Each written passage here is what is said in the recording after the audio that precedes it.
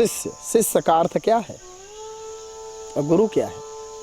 गुरु जो भजन रखता है, साधनाशील है, मननशील है, चिंतनशील है। गुरुता, सीधी सी बात है, गुरु का अर्थ है गुरुता, भजनदारी जिसमें है वही गुरु है। और शिष्य कौन है? बोले आच्छादित गुरु दोषानिति शिष्य। आजकल के शिष्य ऐसे हैं, पढ़ लेंगे और जिस गुरु से पढ़ेंगे उसी गुरु की निंदा करेंगे। यही संस्कार है। शिष्य का अर्थ होता है सास, अनुशिष्टो धातु से शिष्य शब्द बनता है।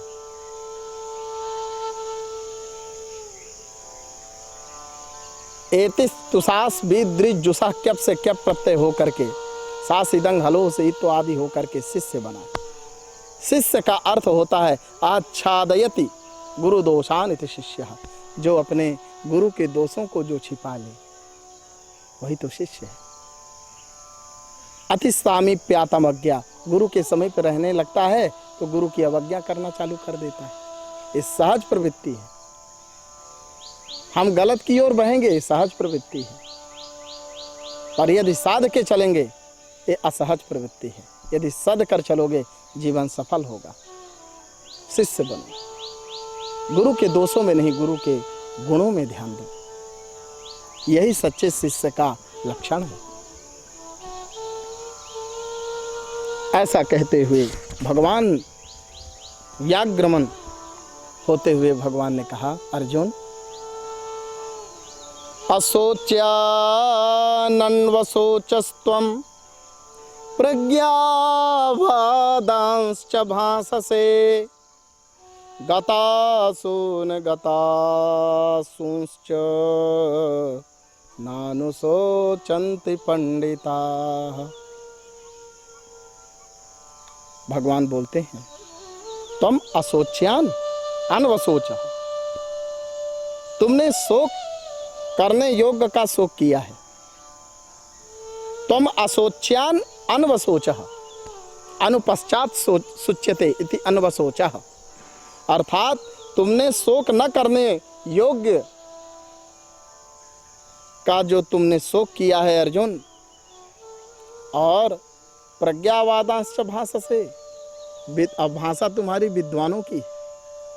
आजकल के लोग क्या हैं, प्रवचन करने में बड़े दक्ष हैं, बड़े कुशल हैं, बड़े पटु हैं, बड़ी ऊंची ऊंची बातें करेंगे, बड़े आध्यात्मिक चर्चाएं करेंगे, पर आचरण तद विपरीत रहता है। प्रवचन तो बड़े लंबे लंबे होंगे पर आचरण तद्वत नहीं रहता, विपरीत रहता है। तो भगवान कह रहे हैं जिस चीज का चिंतन नहीं करना चाहिए अर्जुन, तुम उस बात का चिंतन करते हो। और प्रज्ञावादांश्च भाससे, प्रज्ञावादियों की तरह, ज्ञानियों की तरह भाषा से वार्ता करते हो। इसलिए पंडित किसे कहते हैं ये जानो, गतासून गतांशुश्च नानुशोचन्ति पंडिता। गतागत को का जो चिंतन नहीं करता, गत जो चला गया, गतः क्रियाम संपन्नः गतः, आगतः आने वाले का, जो चला गया, जो बीत गया है और जो आने वाला है, इन दोनों का गता और आगत। गतासून अगतांशुश्च, तो गतागत का जो नानुशोचन्ति, चिंतन नहीं करता, जिसके प्राण चले गए उसके लिए और जिनके प्राण नहीं गए उसके लिए। पंडिता न अनुशोचन्ति, जो पंडित लोग हैं वो नहीं शोक करते हैं। पंडित का सच्चा लक्षण क्या है? समदृक् पंडितो बुधाई, भागवत में 11 स्कंध में लिखा है। समान दृष्टि रखना। उसी आराम में सब जग जानी, करहूँ प्रणाम जोर जुग पानी। निज प्रभु में देखें जगत, कहीं सन करहीं विरोध। ईशावास्यमिदं सर्वं यत्किंचित जगत्याम जगत, तेन त्यक्तेन भुंजीथाः। ऐसे करके जो ईशावास्यमिदं सर्वम, वासुदेव सर्वमिति स महात्मा सुदुर्लभ, सर्वत्र परमात्मा का दर्शन करने वाला वो साधक सुदुर्लभ है। दुर्लभ ही नहीं, सुदुर्लभ है, मिलना कठिन है।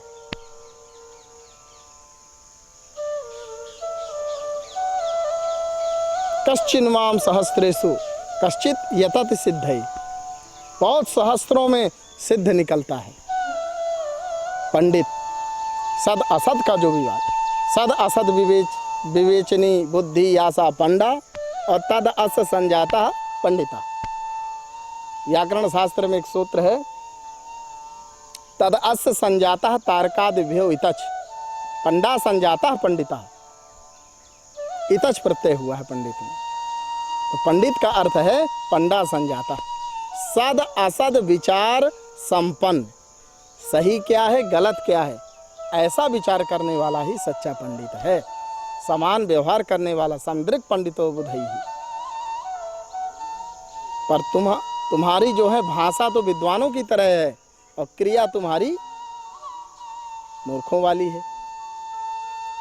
गतागत का पंडित लोग चिंतन नहीं करते, और जिस देह के लिए तुम शोक कर रहे हो, देहिनो अस्मिन् यथा देहे कौमारम यौवनम जरा तथा देहांतर प्राप्ति धीरस्तत्र न मुह्यते। धीर जो विद्वान होता है, देहिना अस्मिन् यथा देहे, देहधारी इस मनुष्य शरीर में जैसे बालपन, यौवनम, जवानी, जरा, वृद्धावस्था। देहिनो अस्मिन् यथा देहे कौमारम यौवनम जरा, यह देह और शरीर की तीन गतियां। कुमार, पैदा हुए कुमार अवस्था, कुमार के बाद यौवन अवस्था आती है और यौवन के बाद जरा अवस्था आती है। ये अवस्था आत्मा की नहीं है, शरीर की है। देहधारी इस मनुष्य शरीर में बालपन, जवानी, वृद्धावस्था और दूसरे शरीर की प्राप्ति होती है। तथा देहांतर प्राप्ति, मर करके फिर दूसरे देह में जाता है। कर्म के अनुसार देह की प्राप्ति होती है। सही कर्म करोगे तो अच्छी देह मिलेगी, और गलत कर्म करोगे तो कुकर सुकर चीटा मटा बनोगे।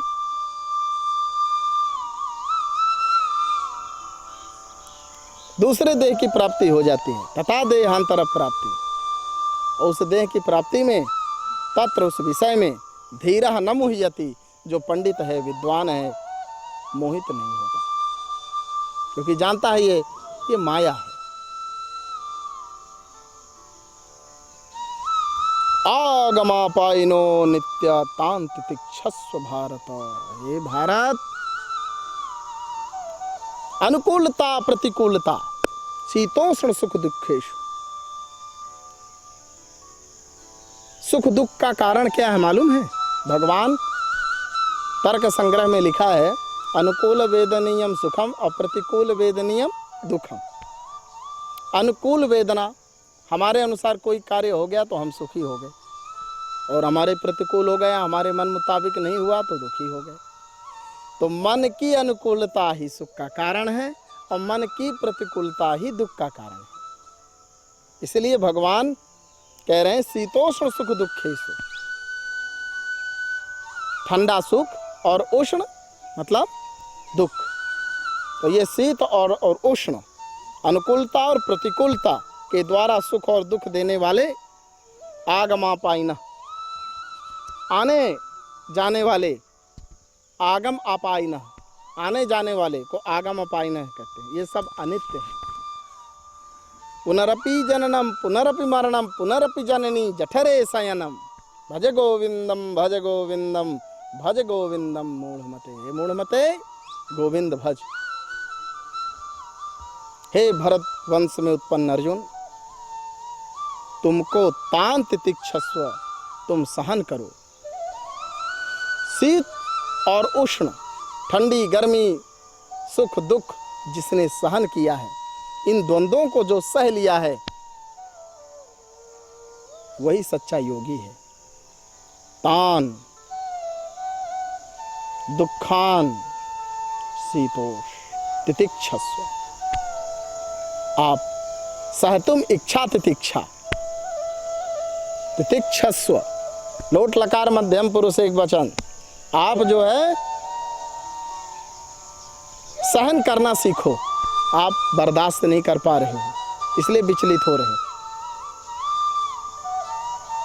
क्योंकि सम दुख सुखम धीरम सोमृतत्वाय कल्पते। अमृत को कौन पाता है मालूम है? नमृतः अमृतः तम अमृतम त्वाय अमृतत्वाय। उस दिव्य अमृत में जो कभी मरता नहीं, हमेशा सनातन शाश्वत रहता है। जो जन्म लेता है मरता है वो मृत है, और जो कभी जन्म ही नहीं लेता ना कभी मरता है वो अमृत है। ऐसे अमृत की कल्पना बुद्धिमान पुरुष को ये मात्र स्पर्श पदार्थ वाले विचलित सुखी दुखी नहीं कर पाते। वह अमर होने में समर्थ हो जाता है और वह अमर हो जाता है। तो सुख दुखम सुखम धीरम, सुख दुख में जो सम रहे, ऐसा जो धीर है, पंडित है, वही पंडित, वही विद्वान, वही धैर्यवान, वही बुद्धिमान अमृतत्वाय कल्पते, अमृत की प्राप्ति होती है। विद्यांचा विद्यांचा तद्वेदो भयम सह तम विद्यामृतम तीर्थवा विद्यामृतम स्मृते। उस अमृतत्व की, अमृत, हम सब अमृत की संतान हैं। अमृतत्व प्राप्ति ही हमारा लक्ष्य है। अमृत से ही जन्म हुआ है, अमृत में ही मिलना है। पानी केरा बुदबुदा असमान उसकी जात, देखत ही छिप जाएगा जो तारा पर भात। पानी का बुलबुला पानी में ही उत्पन्न होता है और पानी में ही विलीन हो जाता है।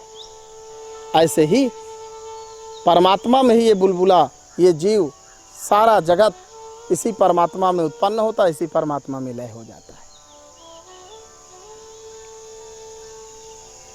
धीर बनो, सुख दुख को सहन करो। कष्टों को जो सह लेता है वही तो तपस्वी है। और जो सुख दुख सहे ही नहीं पाया रोता रहता है, तुम्हारा ये रोना शोभा नहीं देता। बातें पंडितों की करते हो पर आचरण तुम्हारे मूर्खों की तरह है। इसलिए अर्जुन ऐसा मत करो, सुख दुख के इस पाले में मत पड़ो, अमृतत्व की कल्पना करो। ऐसा भगवान कह करके अर्जुन को उत्साहित कर रहे हैं। अंतवंत इमे देहा नित्यस्य युक्ता शरीरिणः अनासिन्यो अप्रमेयस्य तस्मात् युद्धस्य भारत। हे अर्जुन, अविनाशी जानने में अनासिनः अप्रमेयस्य, नित्य रहने वाला इस शरीर के ये देह अंत वाले कहे गए हैं। अंतवंत इमे देहा, ये जो देह है ना, इसका अंत होना तय है। क्योंकि भगवान ने कहा है कि जो जन्म लेगा वो मरेगा, तो इसका अंत तय है। इसलिए तस्मात् अनासिन्यो अप्रमेयस्य, अविनाशी जानने में न आने वाला, वह नित्य रहने वाला, नित्य शुद्ध विशुद्ध जो परमात्मा है, उसका चिंतन करते हुए तस्मात् युद्धस्य भारत, अपने कर्म में लग जाओ अर्जुन। तुम्हारा क्षत्रियत्व धर्म है। युद्ध के क्षेत्र में आकर के युद्ध करना, कोई अपना पराया नहीं होता। ये अपना पराया घर में चलेगा, युद्ध रण में सब प्रतिद्वंदी होते हैं। यहाँ युद्ध करो।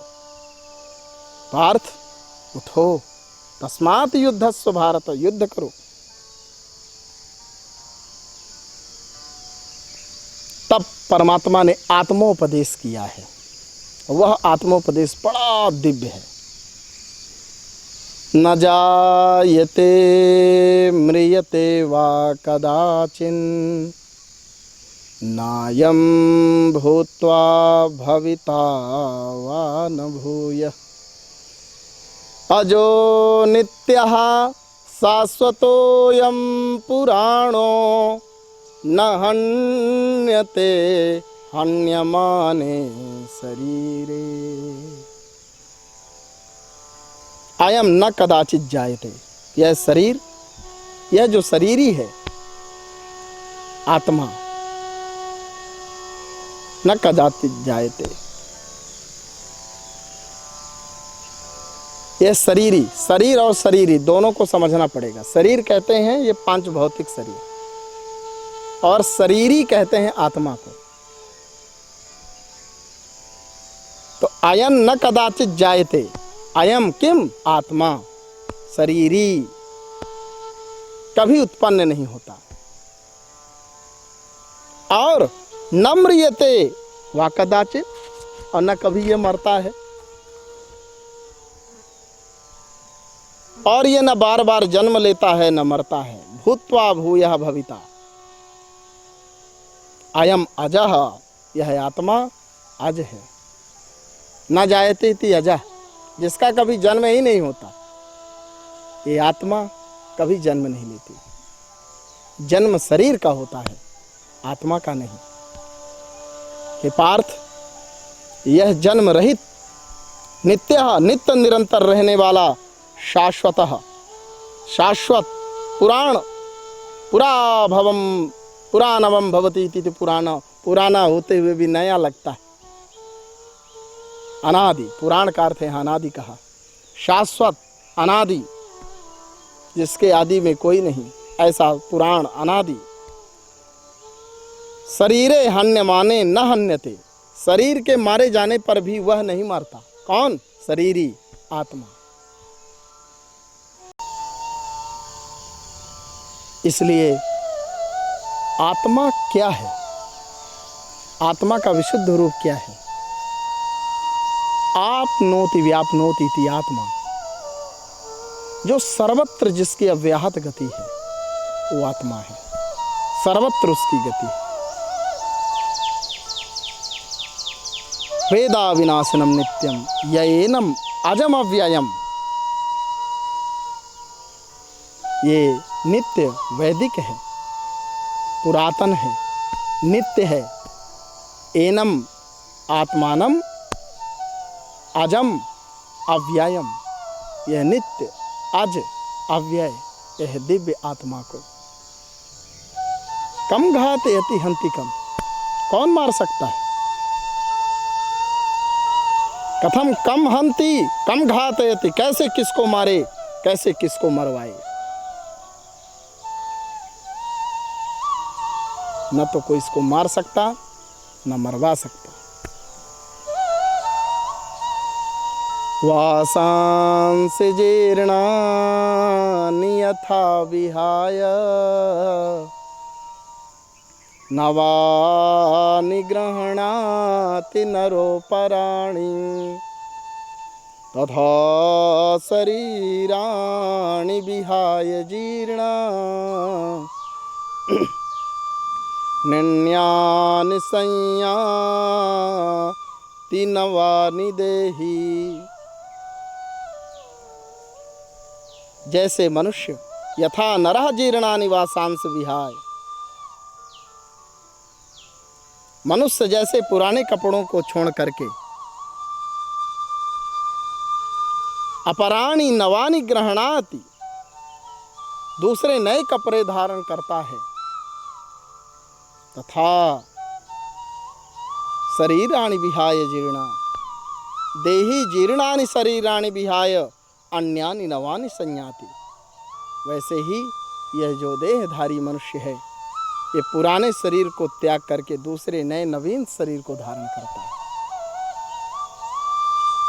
कहने का इस श्लोक का तात्पर्य ये है कि जैसे हम पुराने कपड़ों को त्याग करके नए कपड़े धारण करते हैं, वैसे ही ये आत्मा पुराने शरीर को त्याग करके और नया शरीर धारण करता है।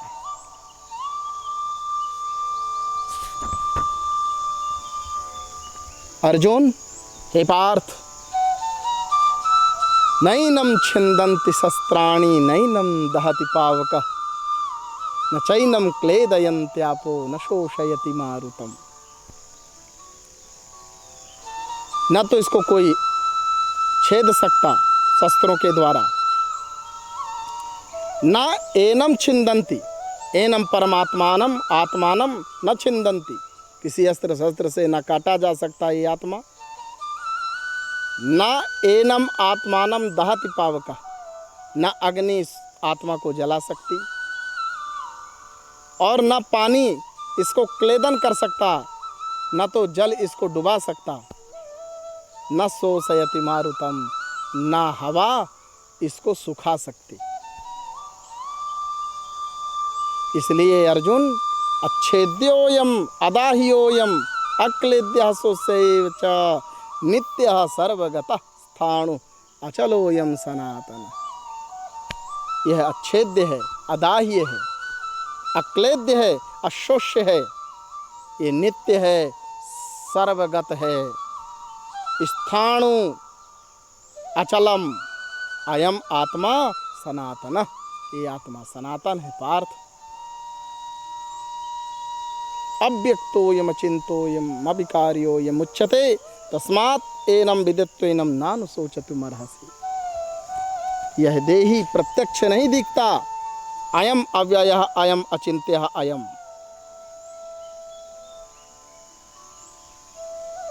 यह चिंतन का विषय नहीं है।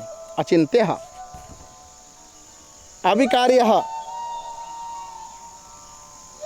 निर्विकार कहा जाता है, अविकार्यः उच्यते। परमात्मा को अविकारी कहा गया, आत्मा को अविकारी कहा गया है। तस्मात् एनम, इसलिए इस देही को, इस आत्मा को एवं विदित्वा नान सोचन तुम अर्हसि, ऐसा जान करके शोक नहीं करना चाहिए। जिस दिन आत्मा का ज्ञान हो जाएगा ये शोक दूर हो जाएगा पार्थ। भगवान की दिव्य वाणी सुन करके जातस्य ही ध्रुवो मृत्युर ध्रुवम जन्म मृतस्य च तस्मात् अपरिहार्यर्थे न त्वं शोचितुमर्हसि।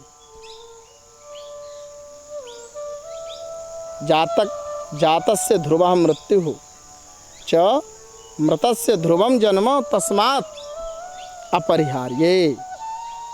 कहते हैं पैदे हुए जितना भी पैदा हुआ प्राणी है, सकल प्राणी जिसका जन्म होता है उसकी मृत्यु भी जन्म लेती है साथ में।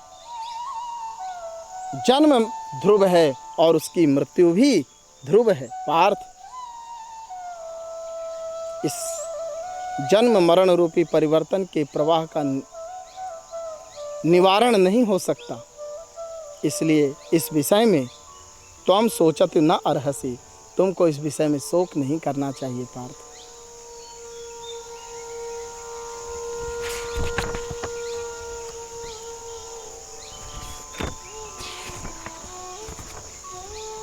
इसलिए सुखिनः क्षत्रियाः पार्थ लभन्ते युद्धमिदृशम्।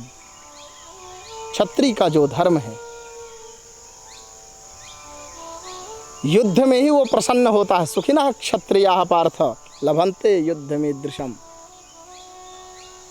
जो पराक्रमी होता है, वीर होता है, वो युद्ध प्राप्त करके बड़ा खुश होता है, बड़ा प्रमुदित होता है। चलो लड़ने को मिल गया। तो जब लड़ने को मिल जाए, भिड़ने को मिल जाए तो वीर बड़ा प्रसन्न होता है।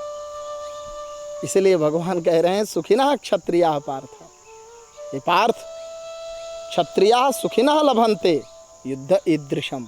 इस प्रकार के युद्ध में, इस प्रकार के युद्ध को प्राप्त करके वो अपनी वीरता का कौशल्य दिखाता है। तुम्हारी तरह रोता नहीं है। भगवान उत्साहित करते हैं, कभी हतोत्साहित नहीं करते। ये जो बुद्धि है ना, भ्रमतीव च मे मनः, मन बुद्धि चित्त और अहंकार, ये चार प्रकार के अंतःकरण कहे गए। मन तुम्हारा विचलित है, बुद्धि तुम्हारी विचलित है, संकल्प विकल्प कर रही है बुद्धि तुम्हारी। इसीलिए भगवान केशव कहते हैं व्यवसायी आत्मिका बुद्धि समाधौ न विधीयते।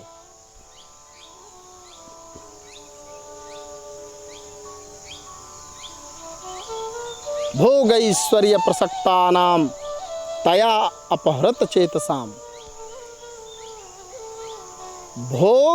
भोगी विषयी जो मनुष्य होता है, संपूर्ण भोग पदार्थों में जिसका चित्त अपहरण कर लिया गया है।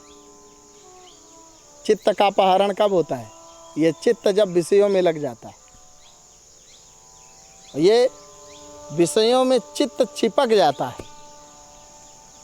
इसलिए अपहृत चेतसाम भोगैश्वर्य प्रसक्तानाम दुर्बुद्धीनाम मूढ़ानाम अपहृत चेतसाम, ऐसे जो अपहरण कर लिया गया है चित्त जिसका, ऐसे अपहरण चित्त वाले जो भोग और ऐश्वर्य में मस्त हैं,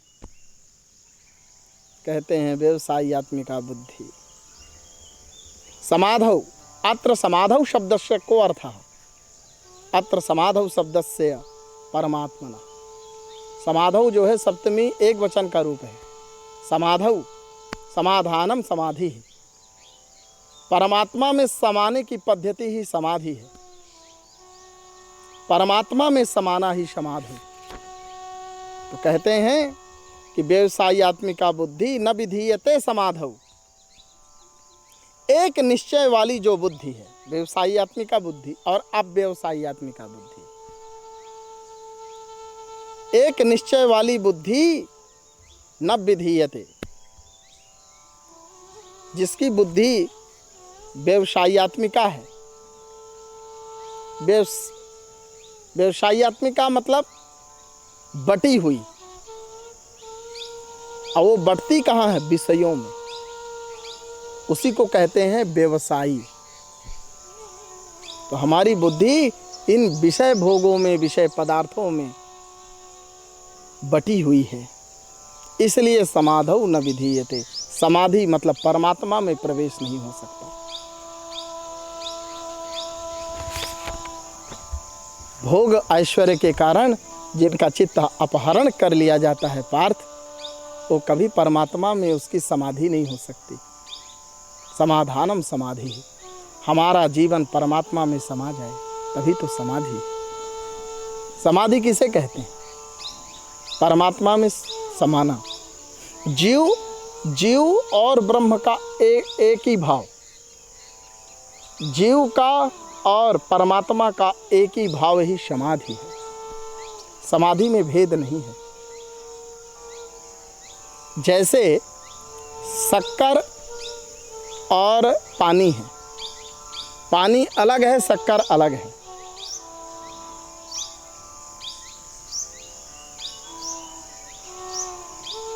व्यवहार में भी अलग अलग देखने में आती है, पर जब शक्कर पानी में मिलाओगे, धीरे धीरे वो पानी में शक्कर मिल जाएगी। कभी कभी कहते हैं कि पानी में शक्कर मिलती है कि शक्कर पानी में मिलता है। जगत में जगदीश है कि जगदीश में जगत है, ऐसी ऐसी कभी शंकाएं आती हैं। ये समझना, भगवान जो है अभिन्न निमित्तोपादान कारण है। भगवान ही बनने वाले हैं, भगवान ही बनाने वाले हैं। तो सब कुछ सर्वम ब्रह्ममयम,